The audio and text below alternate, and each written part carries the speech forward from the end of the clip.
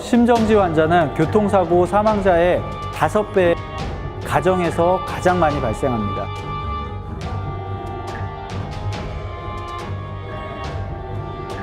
구급대원이 현장에 도착하기까지는 평균적으로 6분이 소요됩니다. 그 사이에 4분이 지나면 심정지 환자의 뇌가 사망하기 때문에 심폐소생술을 배운다는 건 내 가족을 살리는 길입니다.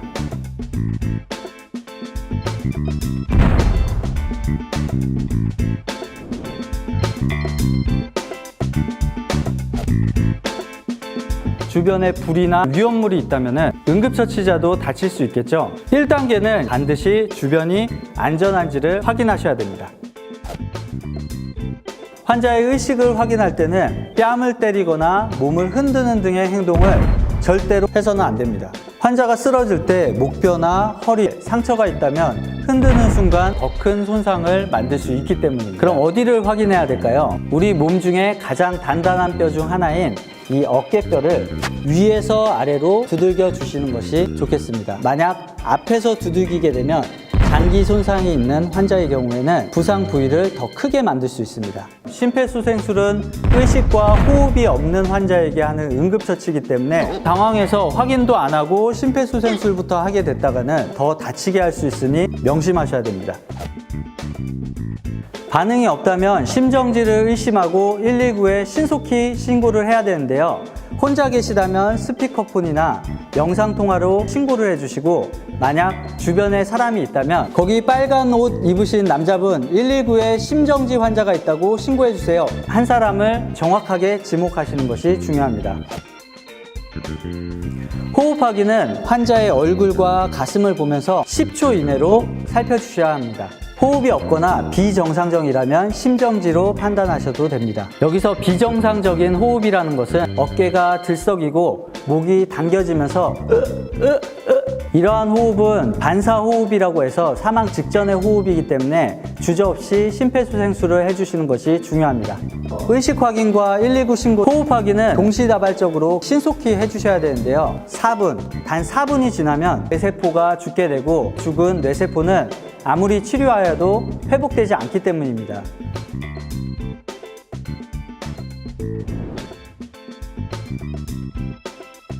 환자의 상의가 가슴 압박을 할 때 방해된다면 상의를 벗겨주시거나 가슴 압박 위치라도 노출시킨 다음 실시하시면 됩니다. 가슴 압박은 3단계로 나눠서 설명해 드리겠습니다. 가슴 압박 위치는 젖꼭지 정중앙 가운데 부분을 압박하는 걸로 알고 계신 분들이 많이 있는데요. 2010년도부터는 가슴뼈의 아래 부분 절반 위치로 변경이 되었습니다.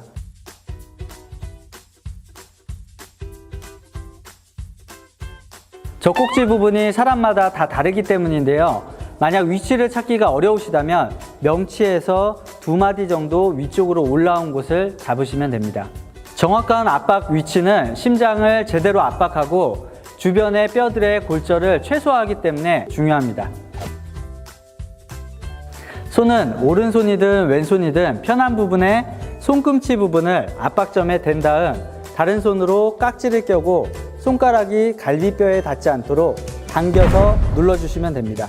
손을 전부 다 사용해서 누르는 것이 아닌 손꿈치로 꼭 압박해주세요. 누르는 방법은 환자의 가슴 압박점을 중심으로 어깨 넓이로 다리를 벌리고 누르는 팔과 환자의 몸이 수직이 되도록 만들어 주신 다음 분당 100에서 120회 속도로 30회를 5cm 정도가 압박이 되게 눌러주시면 됩니다. 확실히 와닿지가 않을 텐데요. 자, 저를 따라서 숫자를 세보겠습니다. 하나, 둘, 셋, 넷, 다섯, 여섯, 이 정도 속도입니다. 그리고 깊이는 베개나 인형을 바닥에 두고 가슴 압박을 하면서 몸으로 기억할 수 있도록 해주시는 것이 중요합니다. 가슴 압박은 누를 때도 중요하지만 뗄 때도 누르기 전 상태까지 올라오는 것이 매우 중요한데요. 대부분의 사람들이 힘으로 누르는 것을 본 적이 많은데요. 소방대가 도착하기 전에 힘이 다 빠져서 제대로 된 압박을 못하는 경우가 많습니다. 압박을 하실 때는 손을 쫙 펴신 다음에 반드시 굽어지는 부분이 이렇게 정면에 바라보게 비틀어서 눌러주시는 것이 중요합니다. 그냥 옆으로 하다 보면은 자기도 모르게 손이 굽어지면서 제대로 누르지 못하는 경우가 생깁니다. 가슴 압박을 하시다 보면 다리에 힘이 들어가서 점점 앉게 돼서 직각이 아니라 몸 쪽으로 이렇게 기울게 되는, 반드시 엉덩이를 번쩍 들어서 몸이 직각이 되게, 환자와 직각이 되게 압박을 해주셔야 됩니다.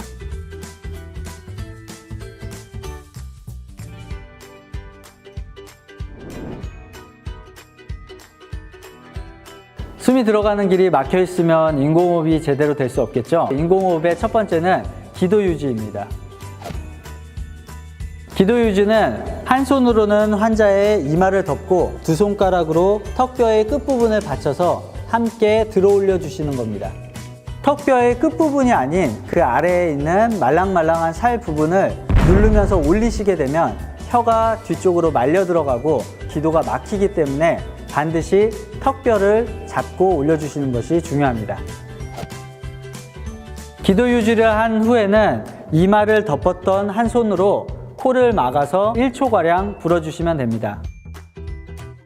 이때 바람을 불면서 눈끝으로는 가슴 부분을 쳐다봐서 가슴이 올라오는 것을 확인하고 입과 코를 막았던 손을 1초 정도 떼고 다시 숨을 불어 넣어주시면 됩니다. 실습을 하다 보면 코를 계속 잡고 계신 분들이 있습니다. 이런 경우에는 바람이 가슴 속에 들어갔다가 제대로 나오지 못해서 폐가 손상되는 결과가 나타나기 때문에 반드시 입을 뗐을 때는 손도 놔서 들어갔던 바람이 충분히 나올 수 있도록 해주셔야 됩니다. 보통 드라마나 연출된 장면을 보면 입을 맞대는 정도로만 인공호흡을 하는데, 이렇게 하게 되면 입 옆부분으로 바람이 새어나가기 때문에 이렇게 벌리고 환자의 입을 완전히 덮은 상태로 인공호흡을 하는 게 중요합니다. 만약 인공호흡이 되지 않는다면 기도를 다시 한 번만 확보해보고, 그래도 안 된다면 인공호흡이 제대로 이루어지지 않았더라도 10초 안에 가슴 압박으로 넘어가셔야 됩니다.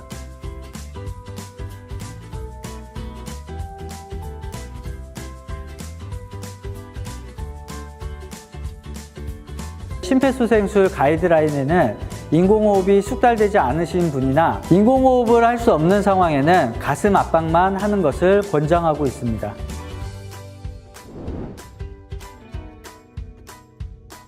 심폐소생술을 하다가 만약 환자가 신음소리를 내거나 호흡을 되찾았다면 환자를 회복 자세로 돌려주시는 것이 중요한데요. 회복 자세는 환자의 한쪽 팔은 얼굴 옆으로 올려주시고 다른 쪽 팔은 가슴 위에 올려주신 다음 올린 팔과 같은 방향의 다리를 꼬아서 환자를 옆으로 눕혀주시는 겁니다.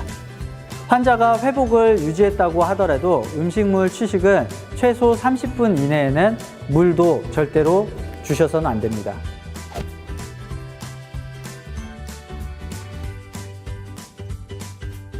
혹시 나한테 이런 일이 있겠어 하시는 분들이 굉장히 많을 텐데요. 내 생에 단 한 번 일어난 응급 상황에서의 환자가 여러분들의 사랑하는 사람이라고 생각해 보세요.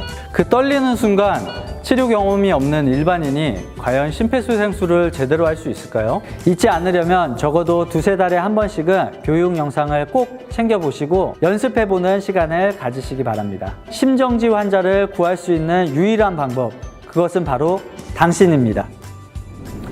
심폐소생술은 가까운 소방서나 대한적십자사에서 실시하고 있으니까요. 전화 문의 후 방문하셔서 실습을 해보시는 것도 좋겠습니다.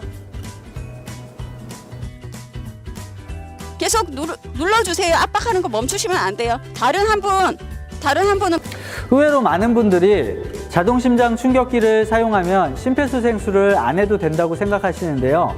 자동심장 충격기는 심폐소생술과 함께하는 응급처치입니다. 다음에는 자동심장 충격기에 대해서 알아보도록 하겠습니다. 서울소방본부는 시민의 안전을 위해 24시간 대기 중입니다.